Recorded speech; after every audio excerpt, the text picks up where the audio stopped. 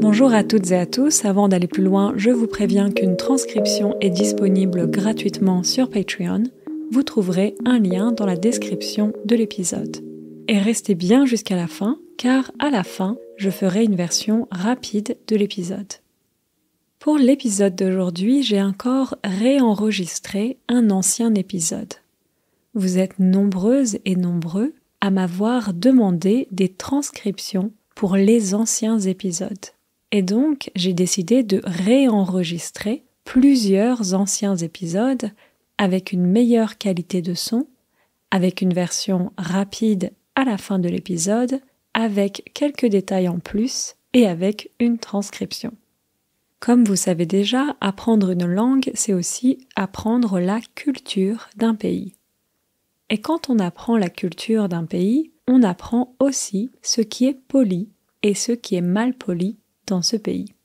Donc mal poli, c'est le contraire de poli. Je suis poli, je suis mal poli. Bien sûr, je vais être obligée de généraliser un peu et ce sera compliqué d'avoir une liste complète, mais on va voir en gros ce qui est mal poli en France.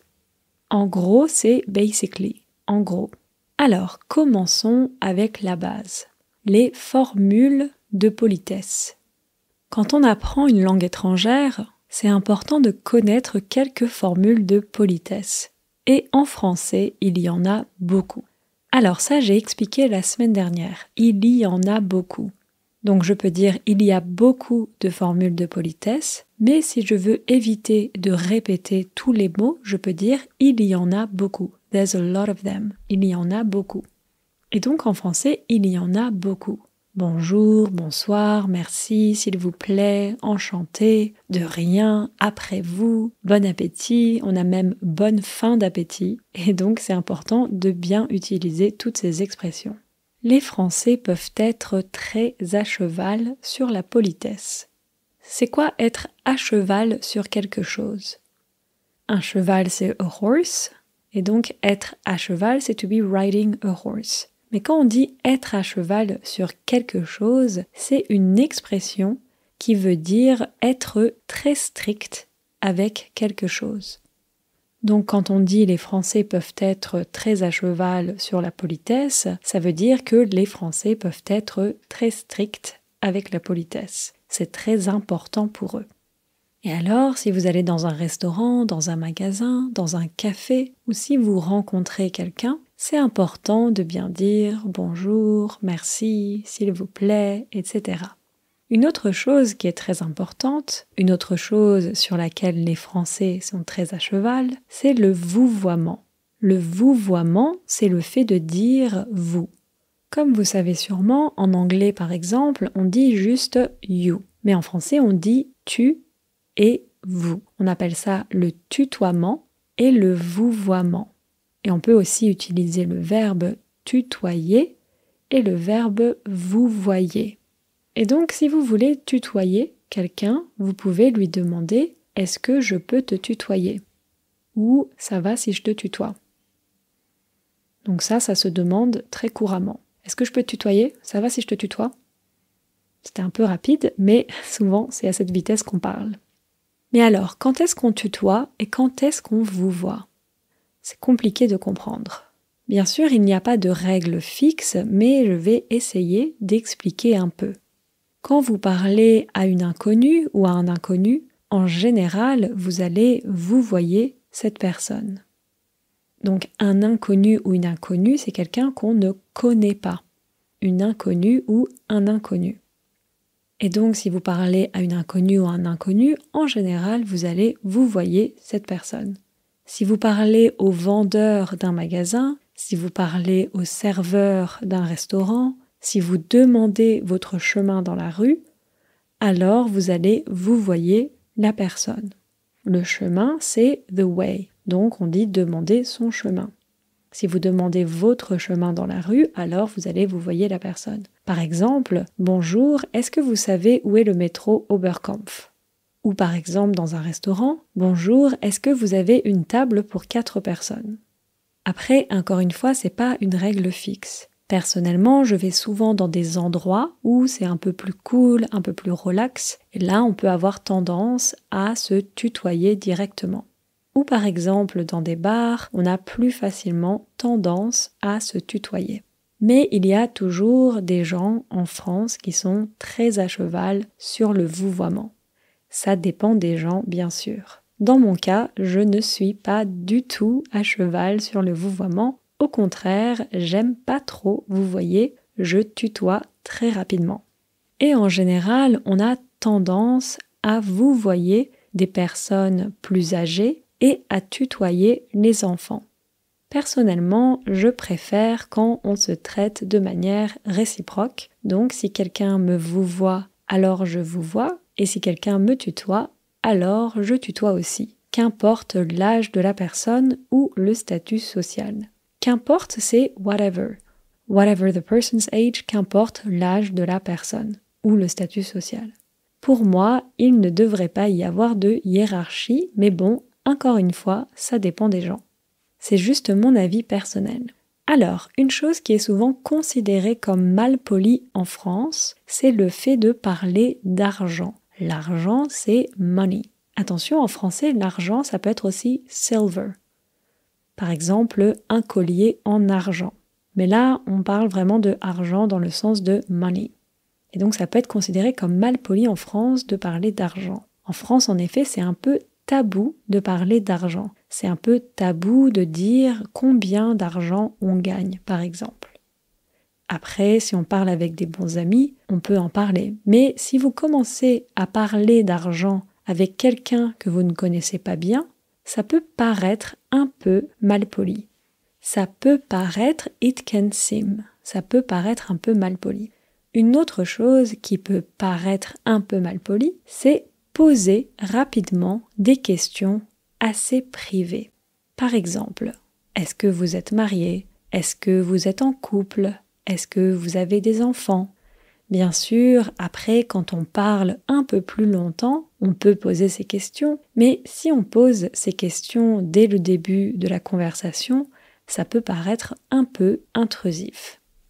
Alors une autre chose qui est malpolie en France, et ça il faut vraiment éviter de le faire, c'est si vous êtes dans un restaurant ou dans un café, il ne faut surtout pas claquer des doigts pour appeler la serveuse ou le serveur. Alors il faut ou il ne faut pas, donc ça c'est pas facile. C'est dans le sens de must. Par exemple, il faut partir, we must go. Il ne faut pas faire ça, you shouldn't do that, we mustn't do that. Par exemple, il faut que je mange, I must eat. Et donc là, il ne faut pas claquer des doigts. Claquer des doigts, c'est to snap fingers. Donc, il ne faut surtout pas claquer des doigts. We should really not snap our fingers. Il ne faut surtout pas claquer des doigts pour appeler la serveuse ou le serveur. C'est vraiment très malpoli et très condescendant. Pareil, on ne siffle pas pour appeler les serveurs. C'est aussi très condescendant de faire ça. Siffler, c'est to whistle. Siffler. Pareil, il ne faut pas siffler pour appeler les serveurs. Et j'ai l'impression d'avoir vu plusieurs fois dans des films une scène où un client appelle un serveur en claquant des mains et en disant « garçon ». Claquer des mains, c'est donc... Et donc j'ai l'impression d'avoir vu des scènes comme ça avec des clients qui font « garçon ». Et ça, c'est pareil, c'est très condescendant d'appeler quelqu'un en claquant des mains et on n'utilise plus vraiment le mot garçon pour appeler un serveur. Ou en tout cas, je connais personne qui fait ça. Alors attention ici, je connais personne qui fait ça. Donc si je dis je connais une personne, c'est I know a person, I know someone. Je connais personne, I know no one. Oui, le français, c'est vraiment une langue sadique, c'est vraiment cruel. Donc là, attention, je connais personne, I don't know anyone. Je connais personne qui fait ça. Peut-être des personnes plus âgées le font encore, mais j'ai l'impression que c'est assez rare. Si vous avez besoin d'attirer l'attention d'un serveur, vous pouvez tout simplement faire un petit signe de la main en disant « excusez-moi » ou en disant « s'il vous plaît ». Excusez-moi, est-ce que je pourrais avoir une carafe d'eau, s'il vous plaît? Ou, s'il vous plaît, est-ce que ce serait possible d'avoir une carafe d'eau?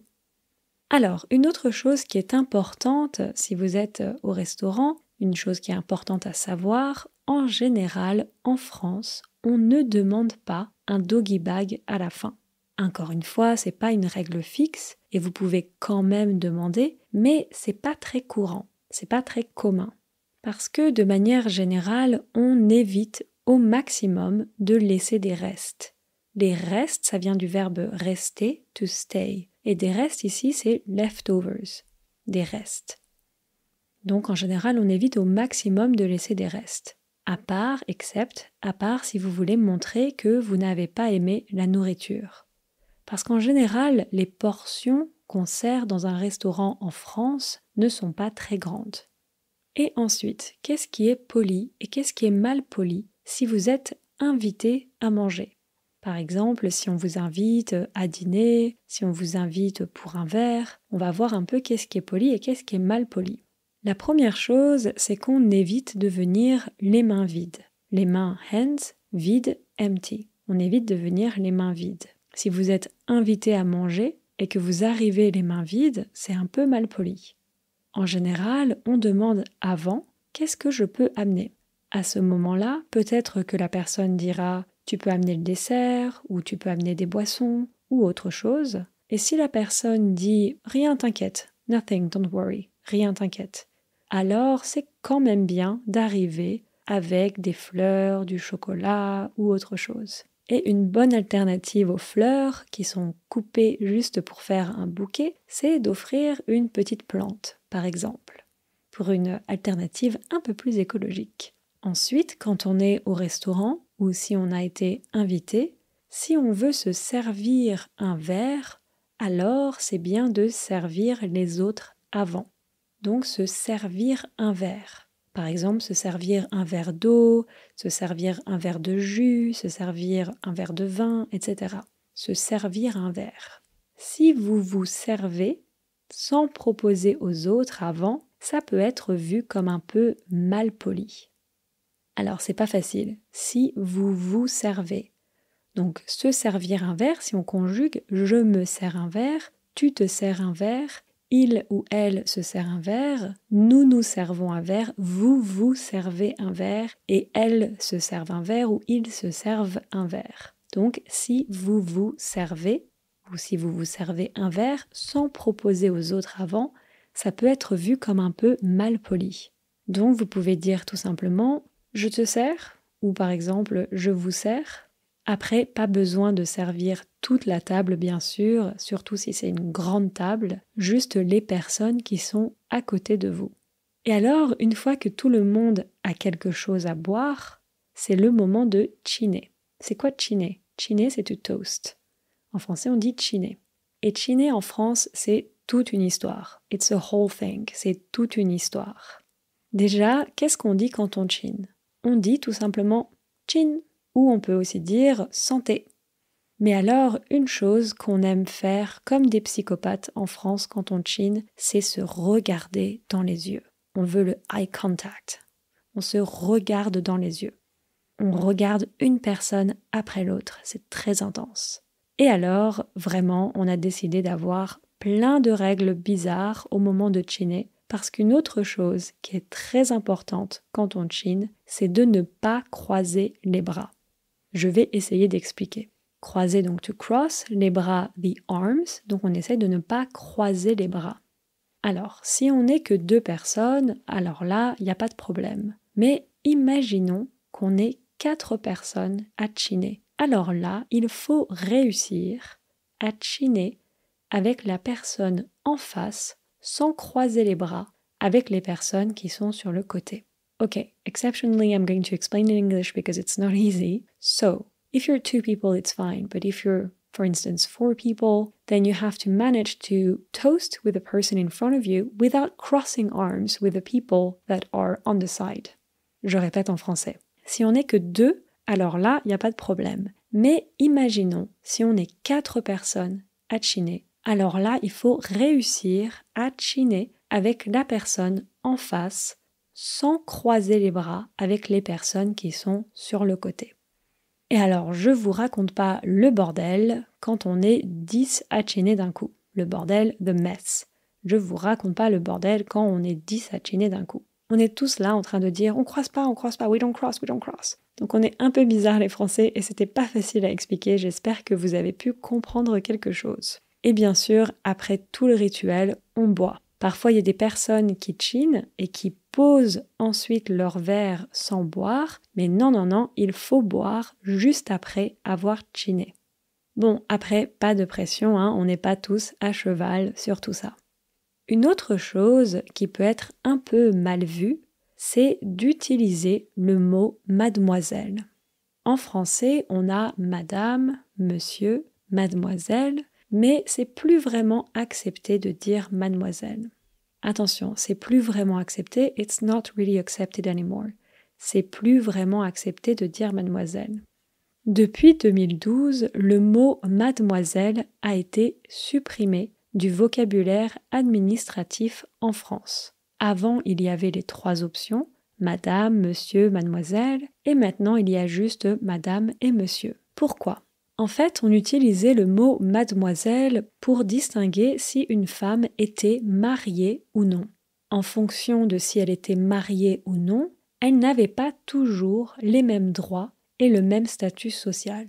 Et bien sûr, cette distinction n'existait que pour les femmes et pas pour les hommes. Que pour les femmes, only for women. Que pour les femmes. Aujourd'hui, certaines personnes, surtout les personnes âgées, utilisent encore le mot mademoiselle pour désigner une jeune fille. Mais si vous faites pareil, c'est possible que quelqu'un vous corrige en disant « ce n'est pas mademoiselle mais madame ». Et voilà, bon bien sûr il y a plein d'autres choses qui peuvent être considérées comme malpolies, mais après c'est aussi du bon sens tout simplement. Encore une fois, il n'y a pas de règle fixe, je suis un peu obligée de faire des généralités quand je parle de ce type de sujet, mais j'espère que c'était quand même intéressant et que ça vous aide à comprendre encore mieux la société française. Et tout de suite la version rapide de l'épisode. Alors, comme je disais, donc, comme vous savez, apprendre une langue, c'est aussi apprendre la culture d'un pays. Quand on apprend la culture d'un pays, on apprend aussi ce qui est poli et ce qui est mal poli dans ce pays. Comme je disais, j'étais un peu obligée de généraliser, mais donc on a vu un petit peu, en gros, ce qui est mal poli en France. On a commencé avec la base, les formules de politesse. Quand on apprend une langue étrangère, c'est important de connaître quelques formules de politesse. Et en français, comme je disais, il y en a beaucoup. Bonjour, bonsoir, merci, s'il vous plaît, enchanté, de rien, après vous, bon appétit, bonne fin d'appétit. Et c'est important de bien les utiliser. Les Français peuvent être très à cheval sur la politesse. Comme je disais, être à cheval sur quelque chose, c'est une expression qui veut dire être très strict avec quelque chose. Donc quand on dit les Français peuvent être très à cheval sur la politesse, ça veut dire que les Français peuvent être très stricts avec la politesse. C'est très important pour eux. Et donc si vous allez dans un restaurant, dans un magasin, dans un café ou si vous rencontrez quelqu'un, c'est important de bien dire bonjour, merci, s'il vous plaît, etc. Une autre chose qui est très importante, une autre chose sur laquelle les Français sont très à cheval, c'est le vouvoiement. Le vouvoiement, c'est donc le fait de dire vous. Comme je disais, en anglais, il y a juste you, mais en français, on a tu et vous. On appelle ça le tutoiement et le vouvoiement, et on utilise le verbe tutoyer et le verbe vouvoyer. Comme je vous disais, si vous voulez tutoyer quelqu'un, vous pouvez tout simplement lui demander « Est-ce que je peux te tutoyer ?» Ou par exemple « Ça va si je te tutoie ?» Mais alors, quand est-ce qu'on tutoie et quand est-ce qu'on vouvoie ? Il n'y a pas de règle fixe, mais comme j'ai essayé de vous expliquer un peu, quand vous parlez par exemple à une inconnue ou un inconnu, en général, vous allez vouvoyer cette personne. Si vous parlez au vendeur d'un magasin, si vous parlez au serveur d'un restaurant, si vous demandez votre chemin dans la rue, alors vous allez vouvoyer la personne. Par exemple, « Bonjour, est-ce que vous savez où est le métro Oberkampf ?» Ou par exemple, dans un restaurant, « Bonjour, est-ce que vous avez une table pour 4 personnes ?»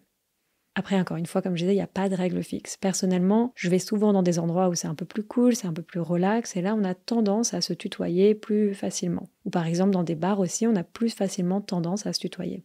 Mais bien sûr, il y a toujours des gens en France qui sont très à cheval sur le vouvoiement, et ça dépend des gens, comme je disais. Dans mon cas, je suis pas du tout à cheval sur le vouvoiement. Au contraire, j'aime pas trop vouvoyer, je tutoie très rapidement. Et en général, on a tendance à vouvoyer des personnes plus âgées et à tutoyer les enfants, mais personnellement, je préfère quand on se traite de manière réciproque. Si quelqu'un me vouvoie, alors je vouvoie, et si quelqu'un me tutoie, alors je tutoie aussi. Qu'importe l'âge de la personne ou le statut social. Pour moi, il ne devrait pas y avoir de hiérarchie, mais bon, ça c'est juste mon avis, ça dépend bien sûr des personnes. Alors, une chose qui est souvent considérée comme mal polie en France, c'est le fait de parler d'argent. En France, c'est un peu tabou de parler d'argent. C'est un peu tabou de dire combien d'argent on gagne, par exemple. Après, si on parle avec des bons amis, on peut en parler, mais si vous commencez à parler d'argent avec quelqu'un que vous ne connaissez pas bien, ça peut paraître un peu malpoli. Une autre chose qui peut paraître un peu malpoli, c'est poser rapidement des questions assez privées. Par exemple, est-ce que vous êtes marié? Est-ce que vous êtes en couple? Est-ce que vous avez des enfants? Etc. Bien sûr, après, quand on parle un peu plus longtemps, on peut poser ces questions, mais si on pose ces questions dès le début de la conversation, ça peut paraître un peu intrusif. Alors, une autre chose qui est mal polie, et ça, comme je disais, il faut vraiment éviter de le faire, si vous êtes dans un restaurant ou dans un café, il faut surtout pas claquer des doigts pour appeler la serveuse ou le serveur. C'est vraiment très mal poli et très condescendant.